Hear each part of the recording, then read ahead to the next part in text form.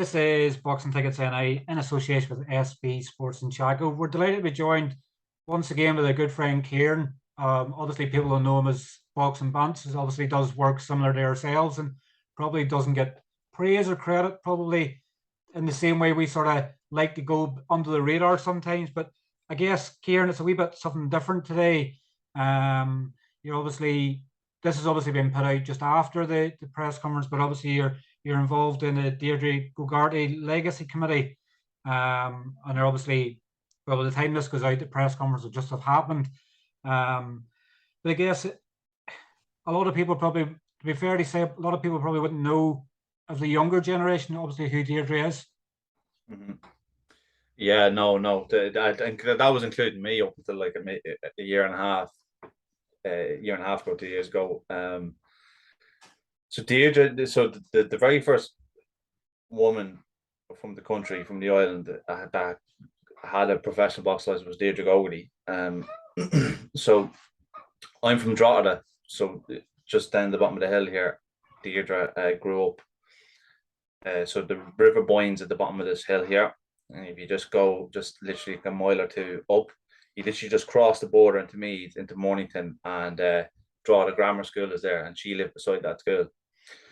So Deirdre every day would get on her bike, cycle into Drogheda Grammar, and then cycle down the road to her parents. Like, she grew up in a background where they were actually quite well off. You know, they were middle to upper class. Her father was a dental surgeon, and he was actually president of the Dental Association for a couple of years.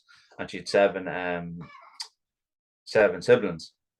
But that was in 1988, around that time. Now, she wanted to start boxing. She watched Barry McGuigan fighting for the world title against Pedraza, and because they were watching ballet and she was just bored out of her head. That was the type of family she was in, you know. And they changed it over. She says, "Oh, that man's fighting," and they were watching it, and she was just enthralled by it.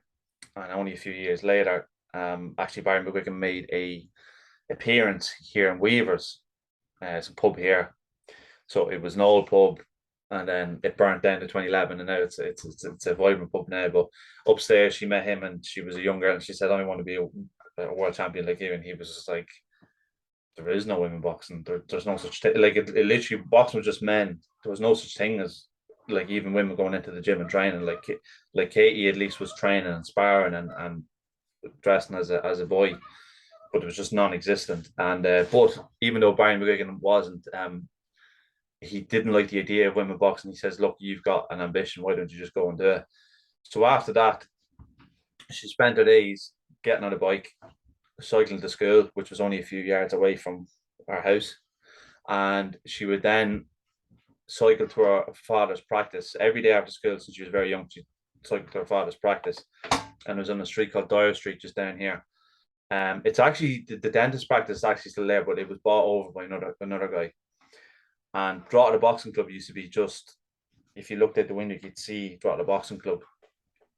And I know you were in the new one when Eric had his press conference, but obviously it was in a few different couple of places before that.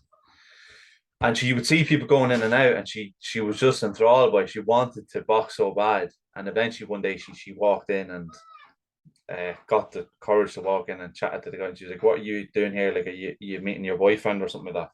That's how non-existent it was. She said, "No, I want to box." And she says, "Right, we'll stand there and look and watch training."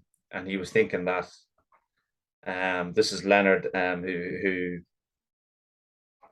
passed away now, who was one of the coaches in the gym, and he thought that she'd be thrown off by watching the guy sparring and stuff like that, but she wasn't. And eventually he says, "Right, well, you can come in, but you know, no one can kind of know about it." And then the paper found out that a woman was boxing, and like in the gym, even training was just like, oh my God. And for years, from 1988 onwards, she was trying to get a fight for absolutely years. Couldn't get one, and she eventually went on the Pat Kenny show. You know, Pat Kenny, he was the host for Late Show, but he went on Pat Kenny show, his radio show, and asked for a fight. And eventually, what happened was in 1991, a guy heard it who ran kickboxing shows. So martial arts was kind of actually accepted back then, because a martial artist, like like a discipline kind of thing, whereas boxing was seen as like, oh, women don't punch each other in the face or get punched in the face by men. So martial art was seen a bit more of a classier thing. So there was plenty of women kickboxing. So he says, why don't you fight in my show in Limerick in the Shannon Arms Hotel? And I'll get someone for you. And a girl called Anne-Marie Griffin, who's actually coming to the press conference, said, yeah, I'll fight her. It was a kickboxer. But it was different back then because they couldn't tell anyone, they couldn't tell the IABA. And the reason why the whole reference is illegal fight is because the IABA weren't letting women box. And at the BUI, I don't think it was the BUI at the time. I think it was the Irish Boxing Board of Control that was ran by the British Boxing Board of Control, I think. But the reason why, because they wouldn't sanction it, they wouldn't give her a license. So basically, when you're not sanctioned, there's no insurance. No one's is insuring the fight. So it's basically just two people fighting illegally, like. So that's why the reference illegal comes from it, like. So basically, none of the family could know they were fighting. No one in the IBA could know. So it was literally her coach, went down to Limerick, had the fight, and that became the first ever fight in history of Irish boxing between two women, unsanctioned, obviously, but that was the first. And then obviously 10 years later, Katie had hers. And what happened then was her parents separated, and her mom moved down to Dublin. So she started to actually move down and live with her mom and work in Dublin. And then she went to St. Saviour's. And eventually she convinced John McCormick to let her train there because he was like, women don't box. John McCormick will also be there on Wednesday. And eventually he said, right, okay. She convinced him and he let her train. And his brother, Pat McCormick, who both of them were British champions in the past when they boxed. But Pat kind of took her under his wing. He saw that she had an ambition, and he was really that he really liked that about her, so he supported her in her goal. And Pat passed away in 2013, 2014, but he would encourage her and put her in touch with different people, and she eventually did some smokers in the UK. So she go to the UK on underground in pubs and have fights there. But they weren't really that competitive for her because she was boxing all the time in Savers against people that were competing for elites and Olympics and stuff like that. So she was way ahead of her time. So eventually he put her in contact with a guy called Bo Wilford in America, in Louisiana, and says, write to him. And she used to write to him all the time, and he just throw it in the bin because it was a woman. But eventually she got the tape to that fight in Limerick, and she sent it over to him, and he didn't watch it for a couple of days, and then he did watch it, and he just rang her and was like, Deirdre, I watch your fight. You're one bad mother. That's what he said to her. And that was what encouraged her. Then he says, come on out here and live with me, and I'll try and make it work. But she's really nervous about going over, and she was like, I don't know if this is the right idea to do, but because everyone that she used to write to promoters asking to go on shows, and she'd always get back invites for topless boxing, mud wrestling. That's how far the gap was back then. It was like women like, well, yeah, well, you can take part in this, but. And it was just infuriating because all our family and friends would say, oh, it's just a phase, she'll get over it and stuff like that. And it used to just like enrage her. So eventually she said, right, I have to do this. I have to go to America, and I can't come back without a world title. So Pat McCormick said to her, says, look, I know you're nervous about it and everything, but just think about it. You're going to be opening the door for other women in 10 years from now. And obviously that's what happened with Katie in 10 years. So she went over there and she trained with Bo, and Bo kind of let her live in the family, and he took her to different fights. And in her 6th fight, so back then, WCWO wasn't really recognized what it is now. Like if you were undisputed, that was the 3 belts. So but WC, WA, IBF had no rankings for women. They had no champions. I know Christy Martin kind of was given the WC belt, but that was kind of like on merit. There was no rankings. She had no mandatories. To just kind of gave it to her. So the first governing body to actually have a women's world title was the WIBF, and they actually had rankings and mandatories because no one else would recognize them. So that was the first, and still to this day, women are fighting for that belt. And so she fought for that in her 6th fight against Stacey Prestige, and she drew. So they had a rematch, and then she lost the rematch. Then, and which is funny enough actually, because this weekend is the all women card that a lot of people are talking about. But the first all women's card was 1995, and Deirdre fought on that, as well as Deirdre Nelson, who's from I think he's from Monaghan. But she fought Laura Serrano and she lost that, and she was kind of thinking, am I ever going to win a world title? But what happened in that time was she was thinking of retiring and she got offered to fight Christy Martin. Christy Martin was like the golden girl of boxing. She was the only one that was really getting any support behind her. She was signed with Don King. She was going to give in a WC belt, and she was fighting on like big shows. But the first time ever two women fought in a pay-per-view ever was Deirdre and Christy Martin on the Frank Bruno and Mike Tyson undercard. And that at that time, because there was so little women boxing, the gaps in weight classes and stuff was huge. So like Deirdre was like a stone lighter fighting her that night. And when she weighed in, like they were in the casino the night before or the day before the weigh-in or the morning of, and Bo came in with a load of coins and says, right, put them in wherever you can. So just put them in her bra and anywhere, and then weighed in, and the board then allowed the fight. But the difference in weight like was huge. But I think people, like when they were going into the ring, people were heckling them because they thought they were just going to like slap each other and things like that. And they could see how, when they actually fought, they could see, and you can watch the fight back, it's brilliant. But how competitive was the skill level. Deirdre got knocked down, and then Deirdre hurt Christian Martin a couple of times. And Christian Martin says she was never so physically exhausted, or she left everything in the ring after the fight because she actually thought like she might have lost it. But everything changed in women's boxing after that. Like people don't understand how different. Like Deirdre went back to her room, and she had 200 voice messages in her room. Like, and she thought, she came down to her man. She goes, "I'm just so like embarrassed because I've got 200 messages of people making fun of me." And he says, "Well, have you listened to them?" He says, "No." And it was just people saying like they can't believe what they've seen. Like this is amazing. I didn't think women could fight like this. And it actually annoyed Christy Martin a bit as well, because when they got interviewed after, loads of people were interviewing Deirdre as well as Christy, because it was the week of Paddy's weekend. And they just couldn't believe it, the standard. And that she had pushed Christy Martin so far in the fight. So after that's what changed. So then after that, women could actually demand how much they wanted in their purses. So after that, Deirdre was minimum 10 grand purse, and she signed with Don King. And yeah, that changed everything really. After that, now even though she didn't win, it was a win for women's boxing, like, and it was recognized. Can you hear me okay, Steve? Yeah, I can hear you. I guess Yeah, because your picture's frozen there. I think yours is freezing as well. You were doing a wee dance, so obviously people will be able to watch you doing a wee dance. It's not too Yeah, often you'll see Kieran dancing.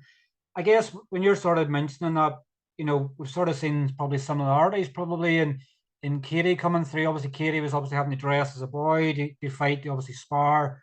Well, obviously, everybody probably knows more recently, obviously, that women weren't obviously allowed in the Olympic Games until 2012. But obviously, come back to Deirdre, obviously, and Christy Martin, obviously fighting like a huge card. Mike Tyson, obviously regarded as one of the best boxers that has ever lived. Frank Bruno was obviously a big fight. Like I guess for them to go through that heckling stage, like even myself, probably growing up, you probably thought two women fighting, they were grabbing each other's hair and they're slapping each other. People had no respect for women. So for obviously Deirdre to come through that in the 90s, when pretty much probably people looked at it as if the women were like dirt in their shoes, like why are you not holding up the ring card?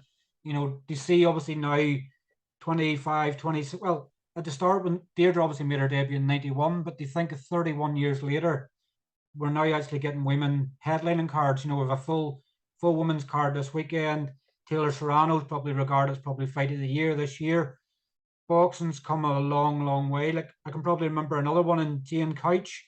She always had problems with the British Boxing Board when she first started as well. Yeah. Jane came a little bit after Deirdre, but Jane was the one that actually got a license here in the country. Sorry, in her country, should I say? And like Jane actually she gave a quote for a press release because Deirdre was the reason that she turned pro. So I'll just read it out for you here now. So sorry. Yeah, so she says Deirdre really should have a statue. Without none of us would have been without Deirdre, none of us would have been able to do what we did, and women's boxing wouldn't be in the position that it is today. She was my inspiration and my reason why I took up boxing. So like she really was one of the first ever from the UK or Ireland to actually do it. And that's what kind of changed it, because with Deirdre going over there and making like basic boxing with a professional license over there, that was then the insurance that people had over here then to start going to the boards and actually start challenging them. And Jane Couch was able to take them to court to go, I'm doing this job in another country and you're not letting me do it here. You've no legal right to do this. And then I went through the courts and whatnot. Deirdre Nelson did the same here. She fought on that card, that all women's card with Deirdre, and then she wanted to fight back in the island. And the BUI said no. And she took the BUI to court. And you can look it up online. And she actually won the case, the equality case. Now, she actually never went ahead and got a license in Ireland, but she won the case. And because she won that case, Christy McMahon, 9 years later, was able to get the first license from the BUI on the island. Because, and Christina McMahon has told me that, she says, because of that, I was able to get my license. Like, but that all sparked from Deirdre, like, and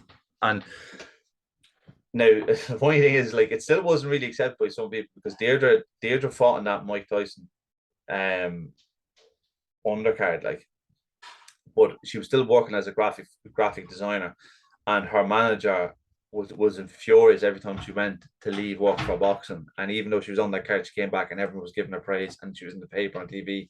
Like, she was sitting in work and the TV was playing and they were talking about the bout on TV, and it was just infuriating for a manager, like, you know. So it still wasn't like fully accepted. Like, now a year later she fought Bonnie Canino and she finally won the world title in 1997, in March 1997.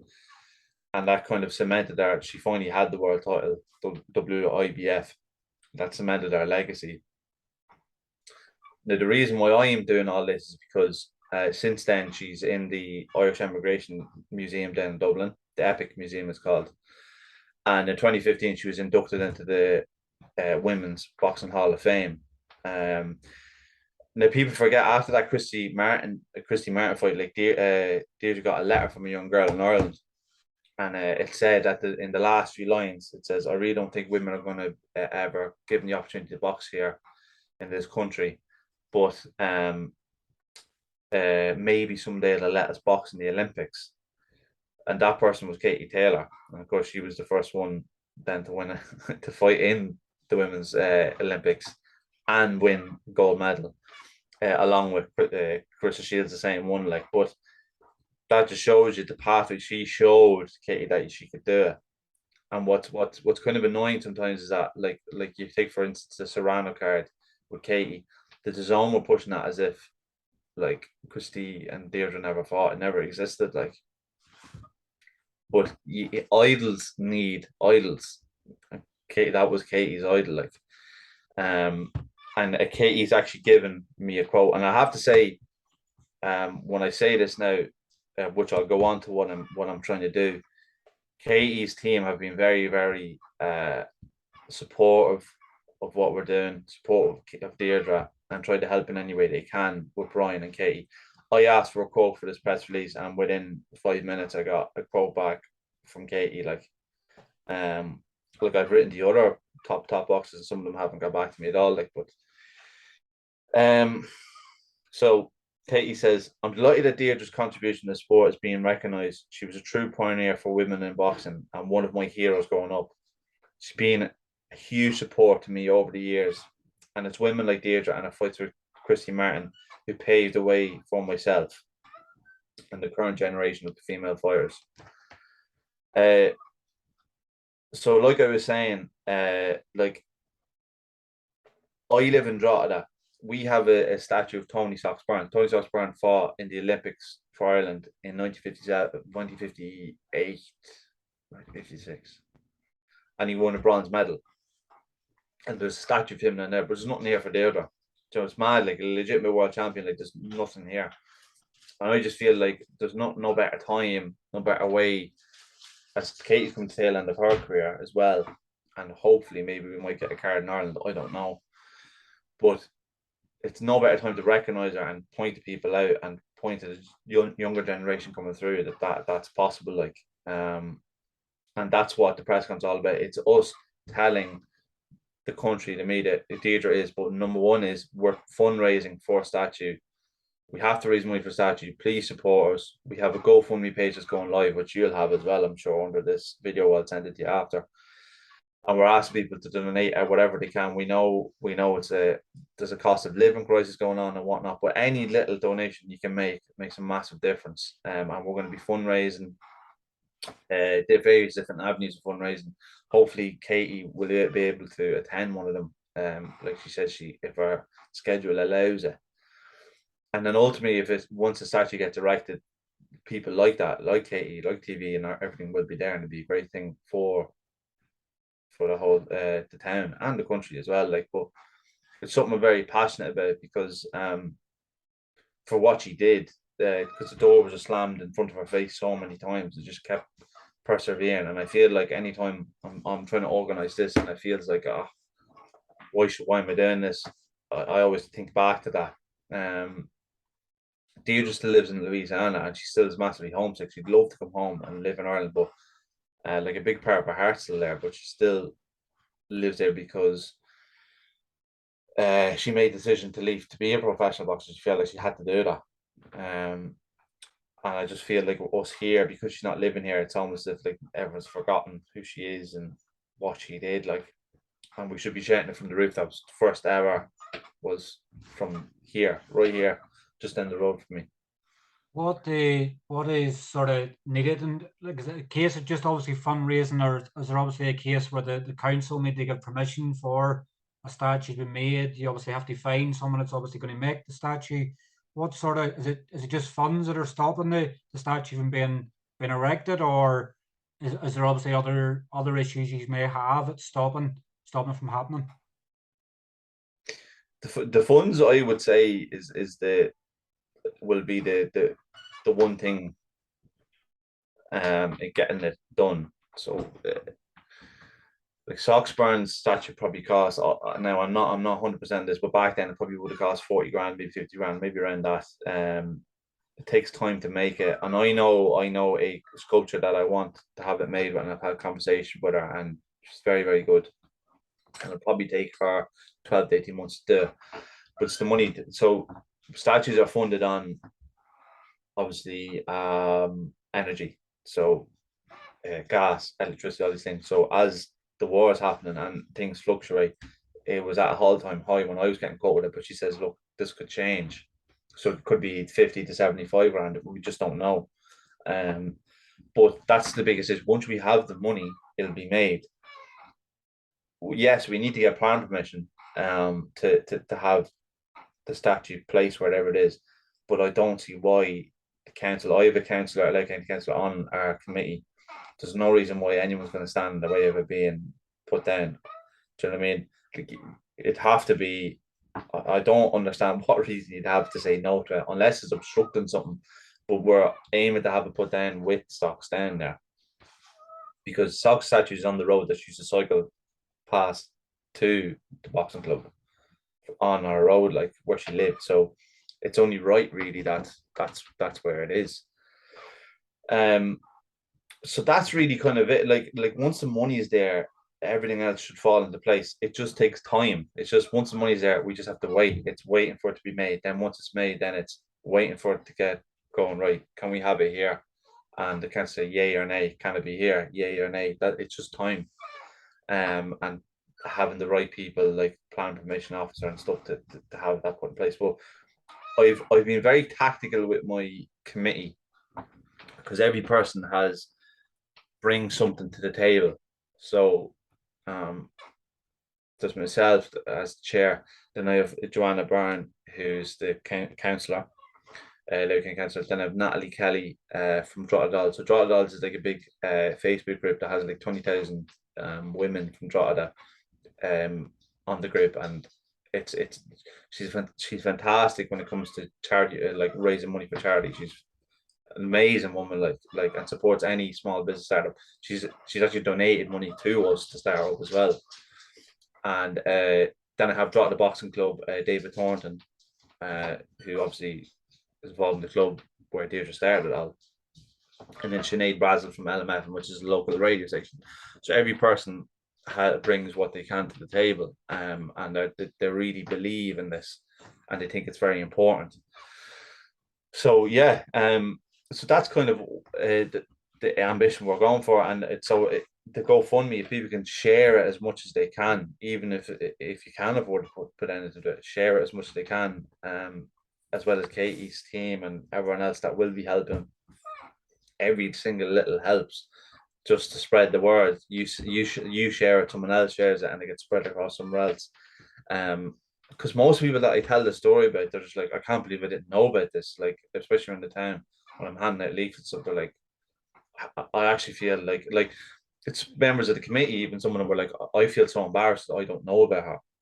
Loads of them say it, like, so yeah, so it's something I'm very, very passionate about, and I really hope that we get over the line with it. Deirdre's given her blessing. She's sent me, and there'll be a video of her saying this as well, but she sent me a piece to put in the press release. So I cannot begin to express how thrilled I am about the potential of a statue being in the place where my journey began. In my days as a young woman cycling through Drogheda on my way to the boxing club, I had such big dreams and ambitions. It was a very exciting time, but unfortunately, my future as a boxer looked very bleak when door after door would slam shut against women's boxing in 1988. When Drogheda put up a statue of Tony Sox Byrne, I was in awe. I wanted to accomplish great things like Byrne's Olympic medal, but women were not allowed box, amateur or in the Olympics back then, which was hugely frustrating. I made the difficult decision to leave Drogheda, turn professional, and move to the United States. Eventually, I fulfilled my dream of winning a world title, just like my idol Barry McGuigan. However, it would have been in vain if I weren't able to break down barriers for other female boxers. So, in that same way that I was inspired by the Burns statue, I hope my statue will remind others that the most important factor in pursuing your dream, persistence, is everything. So that was from her. And then Christy Martin's obviously really wanted to get involved as well. I was really, like, she's been very supportive as well. She's emailing me and everything saying that I want to help as much as I can. Deirdre was tough as nails and in the boxing ring, and together we changed the world of women's boxing. For that alone, I think a statue is only fitting. Deirdre is a champion in and out of the ring, and it's a privilege to call her my friend. So, like, there's lots of support there, which I'm really happy about already. So hopefully these things will give it a good lift off for the first day of our fundraising, which is Wednesday, the press day today, with the GoFundMe. Hopefully the GoFundMe gets enough of a push to really kickstart us and push us in the right direction. Yes, that's what you want to do. You want to obviously, it's a memory, probably more in some ways, it's a memory of obviously what Deirdre achieved, but it's maybe potentially to inspire, someone of the next generation, another Katie Taylor, another Kelly Harrington, another Amy Broadhurst. It's to inspire. If it inspires one person, then the cost involved and all the tireless work that you're doing, it's worth every single penny. Definitely, and not just young girls, young boys as well, but just to give that inspiration. Like in my boxing club there, we just had junior European champion in Grace Conway, just there last week. So, but she does, like, her generation definitely don't know about Deirdre. Then she'll be here at this media day, which is great. Like, but it'd be great for them to know, because now when you walk into boxing gyms, like it's full of girls and girls wanting to be the next Katie Taylor, and they're sparring with the boys, and it's great to see. But locally here in Drogheda, I would love for all of them to know about Deirdre, not just Katie. Like, I'm saying, yeah, because like there's girls in my gym that walk around wearing a Katie Taylor t-shirt. I'm like, yeah, but Katie's hero is from here. So I think that stuff's important as well, because you look at Irish boxing is women's boxing, like at the highest level. Kelly, Amy Broadhurst from this county, Kelly and Katie, like all the lead in their weight classes, the lead people in the world, Olympic medalists, world championship medalists, gold medalists, and then Katie. So and hopefully, obviously, we still have boxing in 2028 or Olympics, but that's what I mean. Like, so what better time to erect a statue and immortalize Deirdre Gogarty in the town of Drogheda. Definitely is. Okay, well, obviously, thank you very much for your time. Obviously, I'm just looking at the wee counter here on Yeah, Zoom, yeah, me too. Yeah, and it's telling me we've only 4 minutes remaining. Obviously, anybody watching, obviously, there will be a GoFundMe link below. Obviously, if you can donate, please do so. But I'm sure we'll obviously get a catch up with, and obviously how things are going. You know, as the fundraiser builds. Hopefully, fingers crossed, it can break a record and smash everything out in one day. It only takes to see the right person to see it to donate loads of money. yeah. But obviously keep up all the amazing work he's obviously doing in the Legacy Committee. And I'm sure, Kieran, obviously, on a side note, me and you'll obviously be catching up very soon at another show now. So I'm sure I'll be able to get filled in on how things are going. Yeah, of course. Thanks very much. And I'd also like to say any profit that's made. So what do I mean by profit? After the statue's paid, everything's paid, plan permission, the whole lot. Anything that's left over after that is going to be put back into boxing locally. So it's going to be split 3 ways into the local amateur boxing clubs. So there won't be any profit anyway made from it. But anyway, as I said, I really appreciate you giving me the time to talk about this more, because it is something I am very passionate about. So thank you very much for taking time out your day for having me on. Not a problem, Kieran. I'll catch up with you soon. All right, thank you. Cheers, take care. Thanks. Bye-bye.